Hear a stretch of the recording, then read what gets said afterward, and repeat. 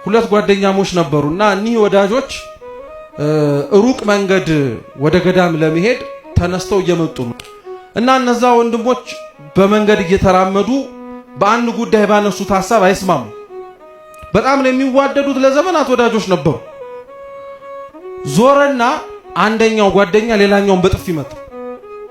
ሞቅ ያለ ጥፊ እና ደነገጠ። እንዴ ስንት ዓመት አብረው ሲኖሩ እንኳን ሊመታው እጁን አንስቶበት ማያውቅ እና እየሄዱበት የነበረበት አሸዋ ላይ በጣም የምወደው ወንድሜ በጥፊ መታኝ ብሎ ጻፈ። ምንድነው የምትጽፈው አለው። እንዳይረሳ ነው አለው። እየሰማችሁ ነው? እንዳይረሳ በጣም የምወደው ወንድሜ በምን መታኝ አለው? በጥፊ መታኝ አለው።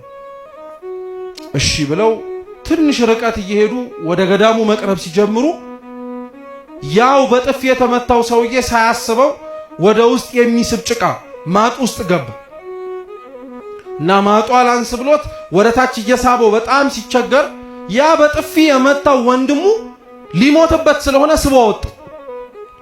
ከጎኑ ድንጋይ ነበር። በጣም የምወደው ወንድሜ ከሞት አተረፈኝ ብሎ ደግሞ ድንጋዩ ላይ ጻፈበት። ለምን ይሄን ጻፍከው አለ። ያው ስላተረፍከኝ ነው አለ። እና በጣም ያኛው በጥፊ ሲመታው የነበረው እንዲሁም ያወጣው ወንድሙ በጣም ስለደነቀው ልክ ወደ ቤተ ክርስቲያኑ ሲገቡ ጠየቀው። በጥፊ ሲመታ ባሸዋ ላይ ነው የጻፍከው፣ ከገባህበት ገደል ሳወጣ ድንጋይ ላይ ነው ቀርጼ የጻፍከው። ለምን አለ።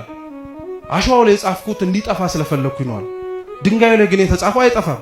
የብዙ ወንድሞቻችንን ኃጢአት እኛ እኮ ድንጋይ ላይ ነው የቀረጽነው እንዳይጠፋ። በደላቸው መልካም ሰራቸውንስ አሸዋው ላይ